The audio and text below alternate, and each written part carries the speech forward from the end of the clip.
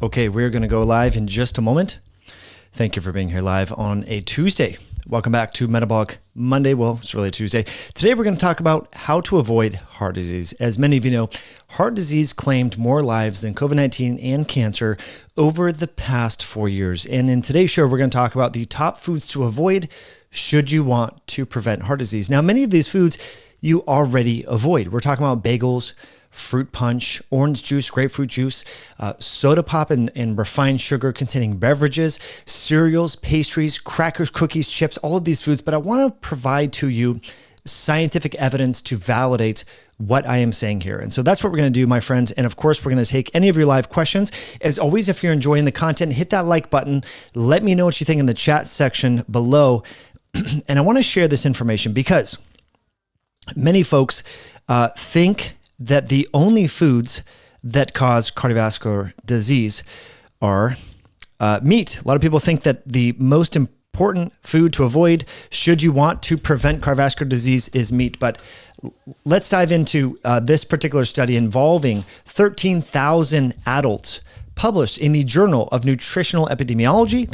Higher ultra-processed food consumption is associated with increased risk of incident coronary artery disease in the atherosclerosis risk in community studies. Okay, so really interesting information here. So the foods that cause coronary artery disease and atherosclerosis are, wait for it, drum roll, ultra-processed foods. Many of you already know this, but this is an ongoing analysis from individuals that have been tracked for about 27 years, my friends. Now, let's look at the foods, okay? You're going to think this is very interesting because many, actually, I got to move my video here. Slide over just a little bit so you can see here. Okay, so what do we have here? Well, beverages. I mean, if you just look at the risk of atherosclerosis and coronary artery disease, we have fried food, sugary snacks, cereals, beverages, baked goods, right? We don't hear much about people going on a baked good free diet. You hear plant-based diet, meat-free diet, avoid saturated fat, but baked goods and bakery related products, alcohol, sugary snacks, fried foods, those are significantly more quantitatively contributing factors to the development of coronary artery disease and atherosclerosis. Okay, so here we go. Proportion of each food group contributing to the frequency of ultra-processed food consumption in this atherosclerosis risk community study. Ice cream, margarine, hamburgers, hot dogs, processed meats, sugary products. You do, of course, see meat dishes and things like that, but they're a much smaller proportion in relation to sugary products, chocolate bars. We have bakery goods, ready-made pies, donuts, biscuits, cornbread, Danish pastry, street roll, coffee cake, croissants, cookies, brownies, cereals. The list goes on. Fried foods, potato chips, corn chips, fried potatoes, fried foods away from home, beverages. Remember, people think, whoa, orange juice is healthy for me, right, Mike? Shouldn't I drink more orange juice? Well, it turns out probably not, okay? So essentially what this study found is the more that you consume these foods, the higher your risk of developing atherosclerosis and coronary artery disease is. Now, again, this flies in the face of many of the activists that are saying, well, the best way to avoid heart disease is to eat a plant-based diet. And so a lot of these foods, look, sugar sweetened beverages come from corn. Corn's made from plants, right? So shouldn't we be having a little bit more qualification when it comes to some of these foods? I think so. So I'm dropping an image here onto the screen here. Of course, my system is timing me out for some such reason. So I might be stuck actually on this particular, oh shoot, I'm going to be stuck on this. Gosh darn it. Okay, well, that's okay. We're going to be stuck on this screen. I was going to add one more thing, but I thought it'd be really interesting. Just give me a quick second, friends. I'll talk you through what I'm about to share with you momentarily. Oh man, I am stuck. We are stuck right here. You are stuck with me on the screen. So what I'm going to do is actually just leave this up here. Again, we are talking about how to avoid coronary artery disease, atherosclerosis, the leading cause of mortality here in the U.S. and throughout the world. Some of the recommendations fly in the face of conventional wisdom. So we know that ice cream, cookies, bakery goods, biscuits, cornbread, sweet rolls, coffee cakes, cereals, and juices and soft drinks. These are the problems when it comes to developing cardiovascular disease. So if you're eating these foods, my friends, you're not doing your body any good. Here's the image here showing the relation. So for every 3% increase in consumption of these foods, there's a stepwise proportional increase in coronary artery disease. And I think that's the thing to keep in mind, because again, many folks are saying, well, the way to, avoid getting coronary artery disease is, of course, just to cut out meat in general. But really, you should be cutting out sugar-sweetened beverages, fruit punch, soda pop. You should be cutting out bakery products, ice cream, pies, cakes, fried foods. These are the foods that are contributing significantly to the development of cardiovascular disease and atherosclerosis. And this is actually the largest prospective study looking at the association with processed food consumption and its links with coronary artery disease. Now, if we want to go on and talk about meat, let's talk about meat. I think this is really quite interesting. So we're going to talk about this study right here, which you can see on your screen. Okay. This was published. We're going to do a deeper video on this. Meat consumption is down, on the decline. People are eating less and less meat over time. The title of this paper is Trends in Processed Meat, Unprocessed Meat, Poultry, and Fish Consumption in the U.S. between the years 1999 and 2016. Many people think, on the internet, well, it's the meat. That is what is, everyone's eating more and more meat, and that's the problem. Well, let's go on down, shall we? We all like these images. Looks like my internet speed can't keep up with my scrolling. Okay, so let's look at unprocessed red meat consumption, the really evil red meat that is just so atherogenic and disease-causing. Well, here is red meat consumption in grams per week on average. Again, these nutritional epidemiological studies, you have to take them with a grain of salt, okay? Even if they support your bias. Let's look at this. Okay, so red meat consumption, right, is down. People are eating way less red meat in 2016 compared to 1999. Okay, in all age groups, in people ages 35 to 49, and particularly in younger people, you see what they're eating more of? Chicken. This is a green line here. As you can see, hopefully you can see with my cursor, under age group. Okay, so the purple line represents red meat, the evil, atherogenic, heart disease causing substance that everyone is eating too much of, that is just clogging all your arteries. Well, it turns out that people are eating less and less red meat, okay, in all different age groups. So what are they eating more of? They're eating more chicken. Chicken really became a thing in the early 2000s, late 1990s, and we are eating way, way more chicken. But remember, chicken doesn't have saturated fat, doesn't have cholesterol, doesn't have all these atherosclerotic disease-causing factors, ostensibly, contained in red meat. And it turns out that we see heart disease rates are increasing even in young people who aren't even eating red meat. You hear about heart attacks and strokes and sudden cardiac death in people in their teens nowadays. I don't remember hearing ever about this. We're hearing more and more about this. So, my friends, it's most likely the ultra-processed foods. That is what is causing heart disease. We're eating less and less red meat. Let me know what you think in the comments section. Again, if you're enjoying the content, hit that like button. Let me know in the comments section what you think. I have to actually force quit my browser because it's causing me to not be able to change my window here. But again, if you're enjoying the content, let me know what you think in the comment section here. I'm going to pop out the chat. Here we go. Okay. Let's get to some live questions, my friends. Okay. Again, thank you for being here. Really appreciate you all tuning in live. Your likes, your shares are really much appreciated. We have Swamp Hawk in the house. We have Brandon in the house. Okay. The 40-year carnivore says it's not going to be like my meat, heart-based attack diet. Interesting. This audience is very diverse, both meat and vegetarians. I think instead of sticking to one diet, he should cover everything to help others too. It's not always easy for people to switch diets. You are absolutely correct. It is not easy for folks to switch their diet, but I'd just like to give people ideas on how to eat foods that improve body composition and metabolic health. And so many people are under this illusion that eating foods, any and all foods from plants, is the healthiest thing you can possibly do. But we are actually seeing data show that, well, perhaps that is not the case. And that's what I want to share with you here. Okay. Second Street Marvel is in the house. Hello from Miami. Again, friends, if you're enjoying the content, hit that like button. We are talking about food trends and food patterns and its association with cardiovascular disease. And it turns out that people are eating less and less meat, more and more chicken, and more processed foods.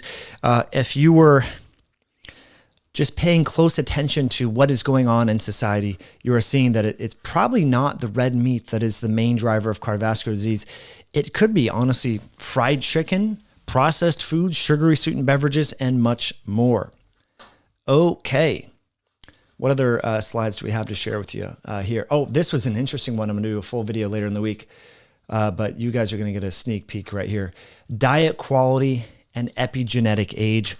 Fascinating study. Let's dive into that shortly, but first want to address some live questions that we have here.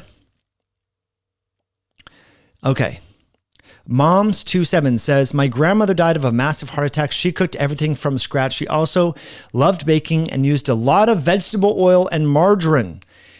I'm going to pin this comment. Can I pin this comment? Pin message. Boom. Yes, this is the thing. Baked goods, sugar sweetened beverages. These are the problem, and they are linked with atherosclerosis and coronary artery disease, my friends.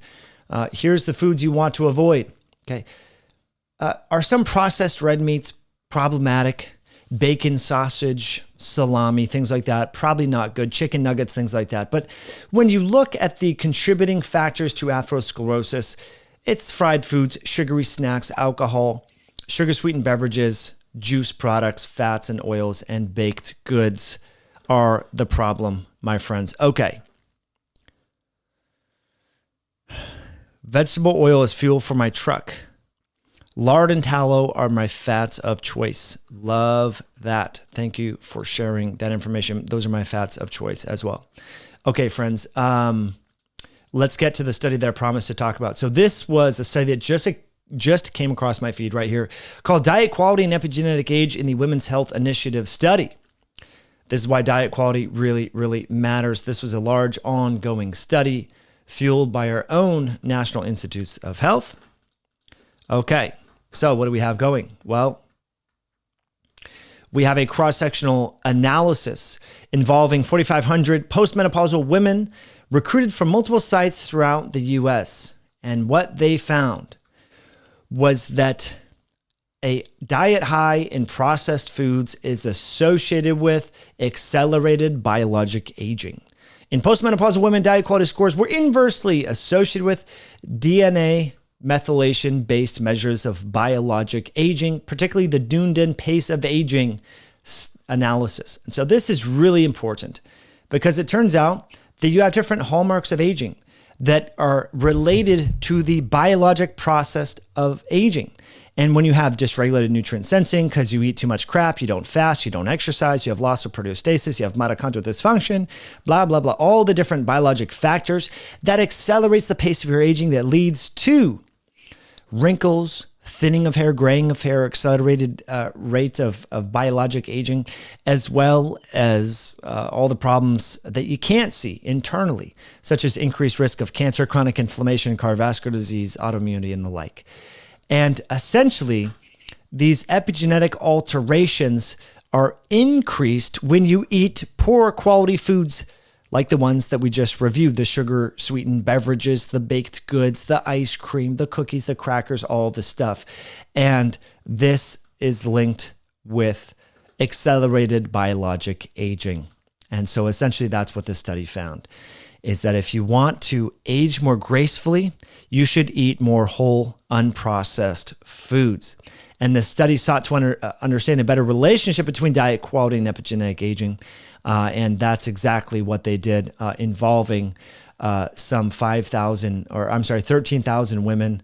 And let's look at some diagrams here because I think this is incredibly fascinating. We're going to do a full deep dive on this particular study. But again, it's helpful, because you have people that just eat chicken nuggets and fried chicken, French fries, white bread, and things like this. And they don't realize that this is associated with hair loss, hormone changes, weight gain, and all of the things. And so Really important that they found that diet quality score was directly tethered to pace of aging. So I think there's some pretty good images here. And so this is the effect size, that this has. And it seems that there's a strong correlation coefficient and statistical association, particularly with the pace of aging and poor quality diets. And so the crappier your diet is, the more ultra processed foods, the faster you're going to age biologically. And so what we're seeing here is these are different epigenetic age analysis tests. I'm most interested in the Dune pace of aging study. And so that's one proxy to look at aging rate. And so that's pretty interesting here. So if we look at what foods specifically might increase the accelerated pace of aging and what might slow it down. Well, you see sugars here, added sugars, actually saturated fat, might slow things down, which is quite interesting. Dairy seems to be somewhat neutral. Protein foods seem to accelerate aging according to this. But again, when we talk about protein foods, what are we referring to here? Is this grass-fed ribeye, or are we talking about chicken nuggets from the microwave section of, grocery outlet? Really interesting. Refined grains seem to accelerate pace of aging. Seafood probably slows things down a little bit here. But again, this is the one that I'm really interested in here, called the Dune pace of aging. And so what do you see here? So having fruit, dairy seems to be protective. They say whole grains has a strong statistical association. It's interesting. Saturated fat seem to have a negative impact. Again, we've been told that saturated fat is really bad for us. Added sugars, to no surprise, accelerates pace of aging. And then when we go down here, sugar sweetened beverages, not so good for you. Of course, we know some of those things are already problematic. So interesting findings from the study that we're going to look at a little bit later. What are the other factors that may accelerate this? Smoking. Of course, we know being a current smoker is going to be associated with accelerated pace of aging. College status, being physically inactive. These are all things that we're going to dive into a little bit later. But mostly just wanted to remind you from, again, this study right here, trends in processed meat, unprocessed red meat, poultry, and fish consumption in the U.S. People are eating less and less red meat and more chicken. So that's what you see here. The purple line is the red meat consumption since 1999. It's going down. People are eating a lot of chicken nowadays in all age categories and less red meat.